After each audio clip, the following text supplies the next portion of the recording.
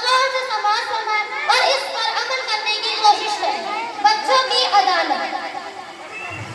Order order, अदालत की कार्रवाई शुरू की जाए। अदालत में मौजूद तमाम अफराद को यह हिदायत दी जाती है कि अपने अपने मोबाइल साइलेंट मोड पर डाल ले। अगर किसी के मोबाइल की रिंग बजती है उसे दफा 202 तौहीन अदालत के तहत अदालत में पेश किया जा सकता है। योर ऑनर, आज का मुकदमा बहुत ही अहम है जिसकी समाज के लिए पूरा इंदिरा नगर उमड़ा है, जिसमें हर उम्र के लोग फैसले के मुंतजिर हैं। मुकदमे की फहरिस्त पेश की जाए। ये लीजिए जज साहब, इसमें मुल्जिम के तमाम इल्जामात दर्ज किए गए हैं। मुल्जिम नंबर 1 को हाजिर किया जाए। मुल्जिम नंबर 1 हाजिर है। जज साहब, इस मुल्जिम पर बहुत ही संगीन आरोप है। मुल्जिम दिन रात मोबाइल में लगा रहता है। कभी तो दिखाने के लिए मेरे पास मोबाइल फोन है, कभी जताने के लिए बार बार गेम खेलता रहता है, और तो अपने पढ़ाई और कामों में कब मोबाइल में ज्यादा गुम हो जाता है। क्या तुम अपनी सफाई में कुछ कहना चाहोगी? जी और ऑनर, मोबाइल तो मेरे वालिदैन ने दिलवाया है, इसमें मेरा क्या कसूर है? वह खुद मोबाइल में इतना बिजी रहते हैं कि मुझे कभी कभी ऐसा एहसास होता है कि उन्होंने मुझे किसी ऐप से डाउनलोड किया है। अपना कसूर अपने वालिदैन पर न थोपो, सीधे सीधे और साफ साफ बात कहो। तुमने जुर्म किया उसे कबूल कर लो। अल्लाह ने तुम्हें शुऊर दिया है, अपने वालिदैन को क्यों दोष देते हो? योर ऑनर, क्या मैं अपने मुवक्किल की तरफ से कुछ कह सकती हूँ? इजाजत है। योर ऑनर, मैं अदालत का एहतराम करती हूँ और कानून की पासदारी मेरा ईमान है, लेकिन क्या हम सिर्फ मुल्जिम को ही दोषी मानकर बरी हो जाए, जबकि तरबियत की जिम्मेदारी तो वालिदैन पर होती है। जब वालिदैन खुद इस मर्ज में मुब्तला होते हैं और इनके मोबाइल की मसरूफियात ने बच्चों को किस मोड़ पर लाकर खड़ा किया है। योर ऑनर, आप मुझसे बेहतर समझ सकते हैं, आप इस बात पर गौर करें।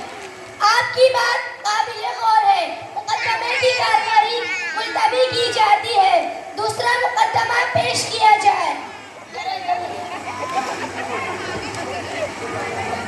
ये लीजिए जज साहब, इसमें मुल्जिम के तमाम इल्जामात तफसील से दर्ज है।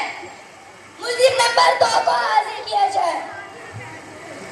मुल्जिम नंबर 2 हाजिर है।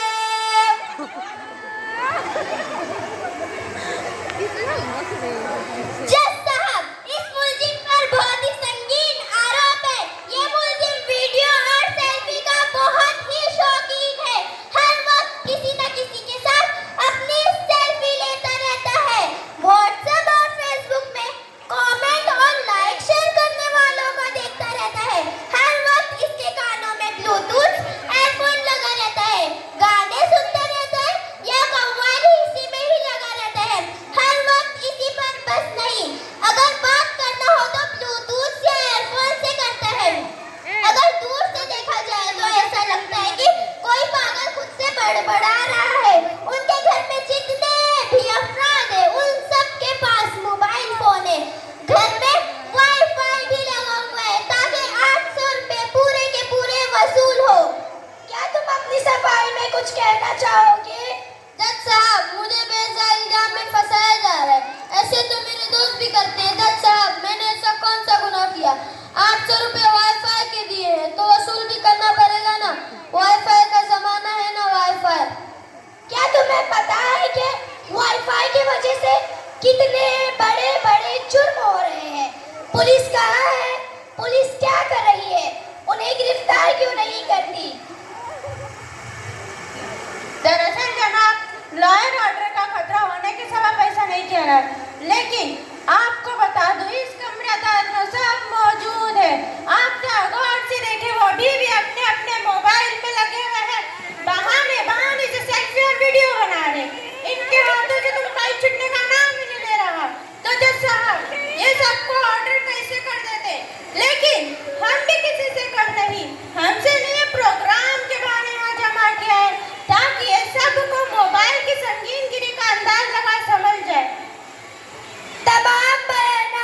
और गवाहों की गवाही सुनकर अदालत इस नतीजे पर पहुंची है कि तमाम मुल्जिमों के इल्जामात साबित हो गए हैं और उन्हें दफा 203 के तहत सजाए बामुशक्कत सुनाई जाती है ताकि इस बेहुदा आदत से छुटकारा पाया जा सके।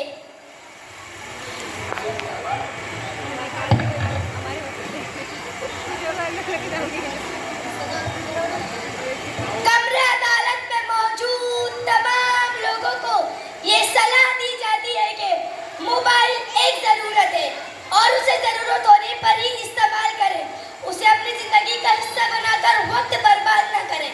हमें उम्मीद है कि कमरे अदालत में मौजूद तमाम लोग इस नसीहत को दिल पर लेकर एक नई तरक्की याफ्ता समाज बनाएंगे और कौम मिल्लत के लिए सरमाया तैयार करेंगे। इसी पर यह अदालत बर्खास्त की जाती है। जज़ाकल्लाहु खैरन।